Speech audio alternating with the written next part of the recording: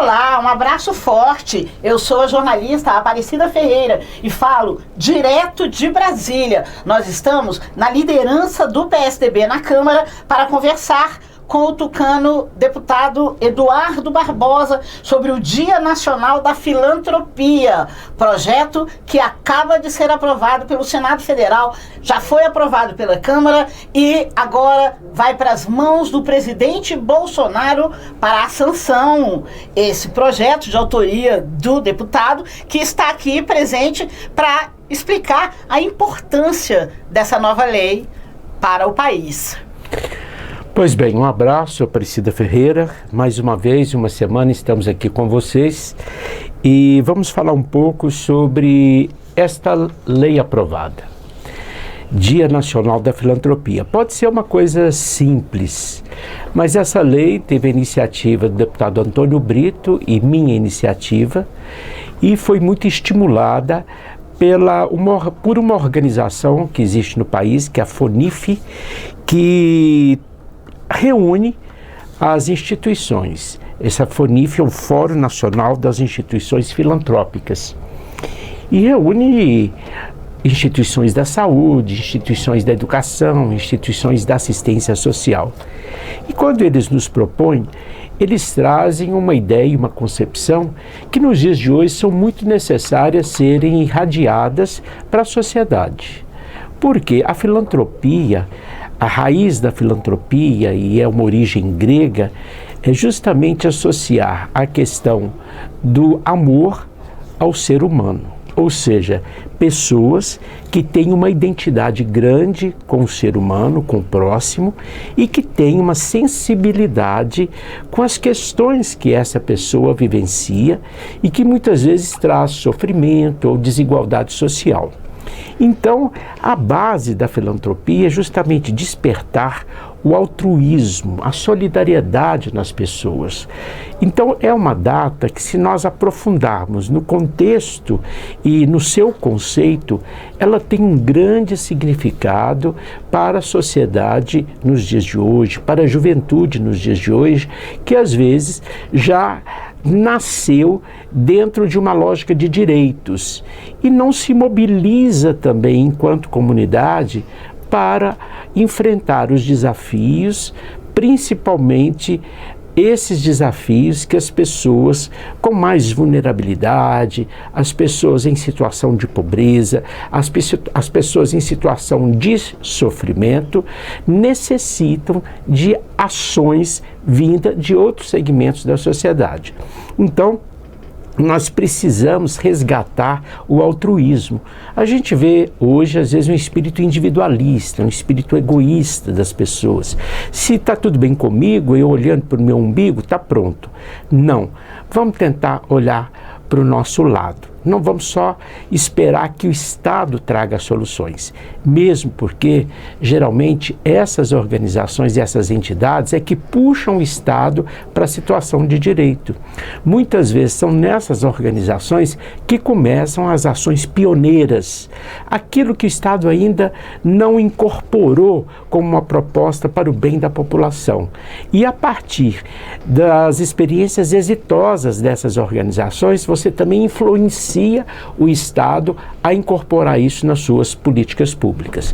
Então, o Dia Nacional da Filantropia, que foi aprovado como dia 20 de outubro, né, é o dia que nós vamos poder fazer um fórum sobre isso. Como é que você, cidadão, está contribuindo para o bem-estar do outro?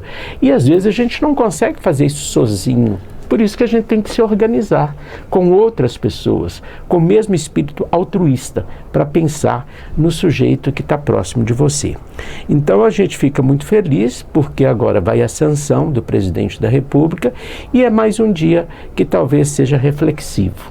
Nós temos que lembrar, Cida, que a filantropia no Brasil, ela data de 1543, né? Logo depois da descoberta do Brasil, quando foi criada a primeira Santa Casa na cidade de Santos, em São Paulo. Ali já foi um espírito de pessoas entendendo que havia um vazio na política de saúde do país e que as pessoas precisavam se mobilizar para acolher o que era chamado naquela época de indigentes, né? Porque não havia uma política pública de saúde universal. Existiam aqueles que poderiam pagar por ela, existiam aqueles que não podiam pagar pelo tratamento, né? Então você vê, em 1543, pessoas de bem já se preocupavam em criar situações de bem-estar para as outras pessoas. Deputado, o senhor, assim que o senhor falou em filantropia, eu me lembrei das Santas Casas, do belíssimo trabalho que a Santa Casa de Misericórdia de Belo Horizonte realiza há muitos e muitos anos, com muita dificuldade. O governo colabora com essas entidades, ou essas entidades precisam se virar sozinhas? Essa pergunta é muito importante e muito interessante, porque vocês percebem que a cada dia, às vezes, o Estado quer complicar a vida dessas entidades.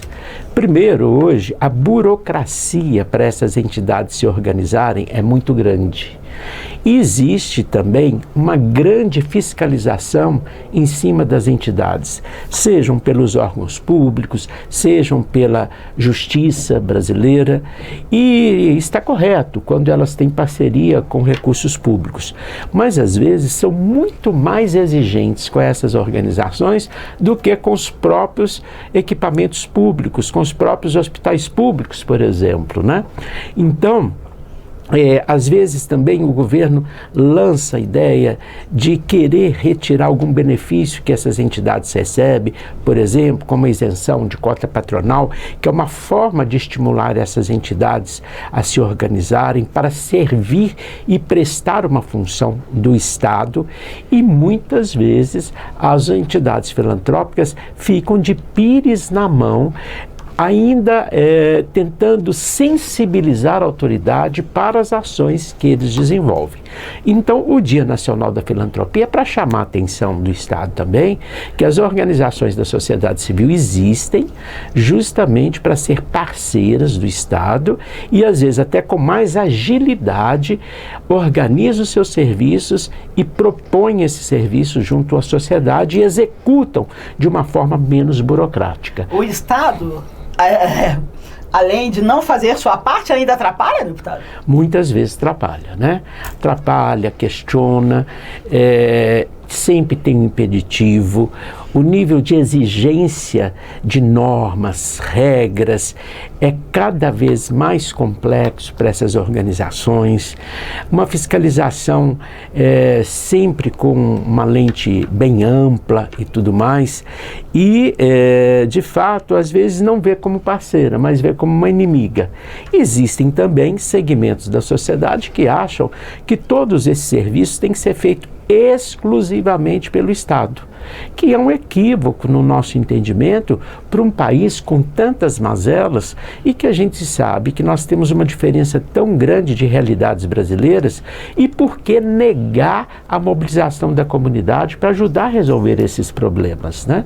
Então, nós temos que valorizar as organizações da sociedade civil, nós temos que estimulá-las, porque atrás disso tem um engajamento com as questões sociais. É muitas vezes comum a gente ver, o povo não liga para isso, o povo não participa, o povo não preocupa, mas às vezes quando elas se organizam de uma forma efetiva para prestar um serviço, vem resistências e dificuldades. Deputado, eu como repórter em Belo Horizonte há muitos e muitos anos, eu vi que mesmo uma pessoa que tem um plano de saúde, na hora que precisa, na hora de um aperto, corre para a Santa Casa, corre para um hospital filantrópico. Parece que eles estão mais preparados para um momento de urgência. E as instituições filantrópicas, elas têm outra forma de lidar com a situação daquele que ali chega, né? Não é um serviço apenas. Se você tem um espírito altruísta, de solidariedade, de humanidade, de amor, você está preocupado com o nível de acolhimento dessas pessoas.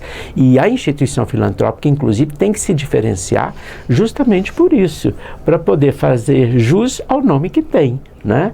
Ou seja, você ter uma leitura além do problema, porque quando uma pessoa chega em sofrimento, você às vezes vê apenas aquele ponto do sofrimento, mas aquilo tem causa, aquilo tem um contexto.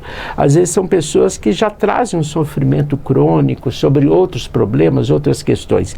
Então, quando ela é bem acolhida, é meio caminho andado, inclusive, para ela até querer reverter uma situação, né, de vulnerabilidade, ou de tristeza, ou de doença, ou de angústia. Então, há um espaço na sociedade para as pessoas de bem. Para finalizar, em que essa nova lei vai mudar, vai melhorar as atividades filantrópicas no país? É um dia de dar visibilidade às entidades. Olha, estamos aqui, nós existimos, estamos cumprindo esse papel. No Brasil são mais de 9.000 entidades existentes e reconhecidas, então é um número importante, né? Em muitas cidades são elas que prestam praticamente todos os serviços relevantes à população mais carente, e vocês têm que nos respeitar, a sociedade tem que respeitar, os governos têm que respeitar. Então é um dia político. Um dia de comemoração, um dia nacional da filantropia, ele tem que se transformar num dia de uma bandeira que as pessoas começam a compreender o papel dessas organizações num sistema de atendimento à população. Deputado Eduardo Barbosa, mais uma vez, muito obrigada por sua presença aqui em nossos estúdios e parabéns pela iniciativa. Obrigado, um abraço, bom fim de semana para todos e nos acompanhe aí assistindo o vídeo completo, ok? Um beijão. Direto de Brasília, repórter Aparecida Ferreira.